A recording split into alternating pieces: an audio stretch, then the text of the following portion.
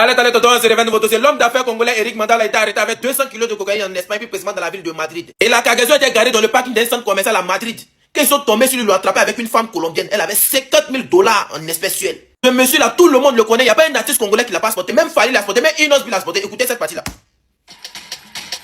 Boss Eric Mandala. C'est ce monsieur-là. Boss Eric Mandala. Apparemment, depuis 2023, il y a la DIA qui est derrière lui. Ils sont en train de le suivre, ils sont en train de le pister. Et aujourd'hui, il a été arrêté en Espagne, il est emprisonné en Espagne. Et apparemment, toute cette quantité de cocaïne devait passer au port de Al Jazeera. Et en 2020, il a acheté une maison de 200 mètres carrés dans les Burj Khalifa à Dubaï. Pour 1,85 million d'euros. Ouais, ce monsieur-là, il a l'argent. Et la provenance de toute cette cocaïne, ça vient d'Équateur. D'Équateur, c'est tombé en Espagne. Espagne, ça allait passer par Al Jazeera. Ça allait partir où ça devait aller. Ouais, les Congolais. Votre monsieur là, Oza Pablo Escobar. Lâche, arrêtez de vous foutre de nous dans le pays là. L'arrestation de Eric Mandala, homme d'affaires congolais. Sa femme vient de se désengager et promet à la justice congolaise de dire avec les pasteurs et les hommes politiques avec qui son mari travaille.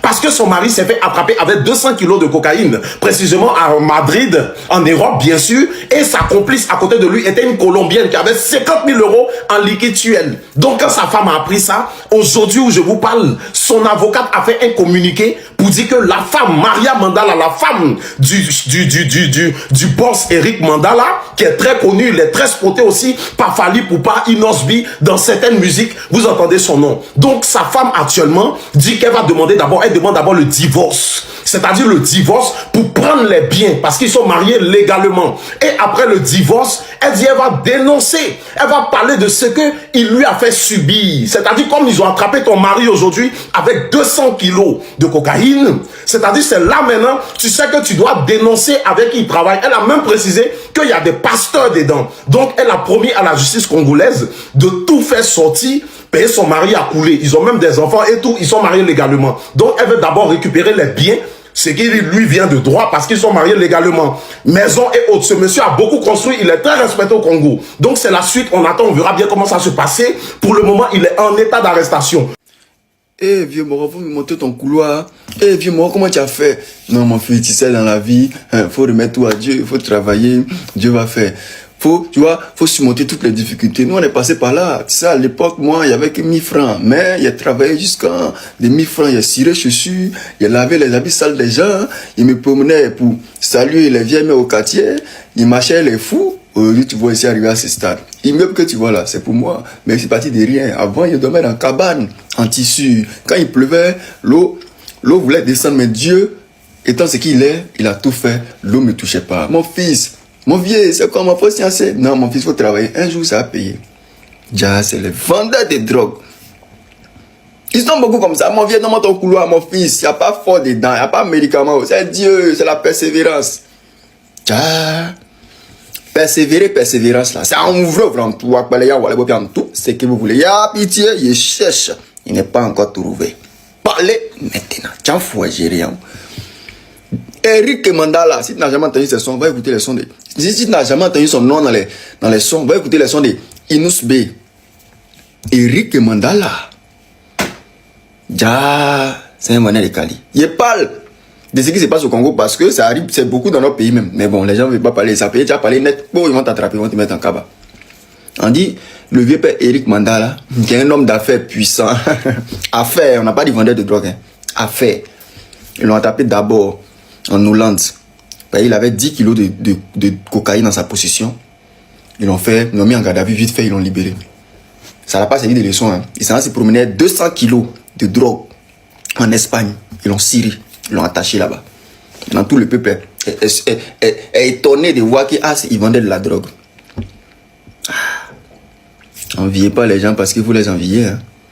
Ah, mais tu fais comment? Voyez ton ami, vous stressez, vous hommes là, les femmes bêtes là. Hein? Ton ami, voilà ça, il était dans la même classe que toi. Aujourd'hui, il a 2 châteaux. Tu connais ce qu'il fait? Homme d'affaires, il a fait études. Tu penses c'est l'un d'études là qu'il fait avoir les plaques, les millions, les grosses voitures là. Mais ce qui me tout ça qu'il fait, il a fait vidéo, il fait photo le président de la République du Congo. Est-ce qu'on doit se poser des questions? Je n'affirme rien. Quand tu as 1 kilo de drogue, tu as, je sais pas, 15 ans de prison. Maintenant, 200 kilos. 200 kilos, ça c'est la perpète, ça. Aga, Ok. Il ne doit pas être extradé. Il ne doit pas être extradé. Il doit être envoyé même aux États-Unis là-bas. Ok, il n'y a pas de souci, merci. Il fait qu'il détruit les rêves d'autrui. J'ai fini par là. Franchement, il m'a vraiment déçu. Ok. Au prochain, s'il vous plaît, au prochain. C'est qui déjà? C'est Béji, non, je crois. C'est strong congolais. Ah, Strong, vas-y. Au prochain, les gars. Au prochain, vite, vite, les gars, avançons. Tapotez le like, tapotez. Merci, papa, pour la parole. Moi, je voulais seulement dire non. Comme tu avais dit au début, là, les Congolais ne parlaient pas. Moi, je suis très contente, mon frère, que tu puisses faire l'analyse. Parce que depuis le matin, là, moi-même, je regarde mes frères congolais. Ils ne parlent même pas de ça. Les autres ont même peur de parler de ça. Les autres, ils font semblant de ne pas parler de ça. Les autres parlent de ça. Donc, moi, je suis seulement venue te dire que félicitations. Quand je suis rentrée sur ton live, j'ai dit non, je vais monter seulement pour te dire que c'est vraiment une vraie analyse que tu veux faire pour encourager les gens et puis pour donner conseil aux gens qui en vivent. Parce que le frère ici, Eric Mandala, on l'a chanté, non? Il a même acheté le maison pour le musicien congolais. Ah ouais? Il a acheté le maison, je te dis, mon frère. Il a acheté le maison pour le musicien congolais. Même le frère vient de dire, un grand pasteur de mon pays, il a dit, il sera les Dangote du Congo. Je ne sais pas si Dangote, c'est les Dangote du Congo. Donc c'est ça.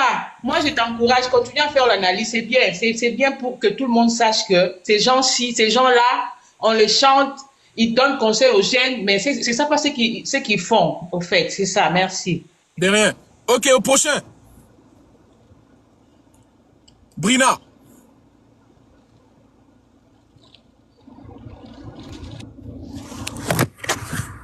T'as dit Brianna au-dessous.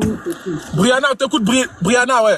Oui, moi je suis toujours sur la critique congolaise que j'ai pas aimé parce qu'Eric Mandala là, déjà moi je sais pas c'est qui, j'ai jamais entendu. Ton micro.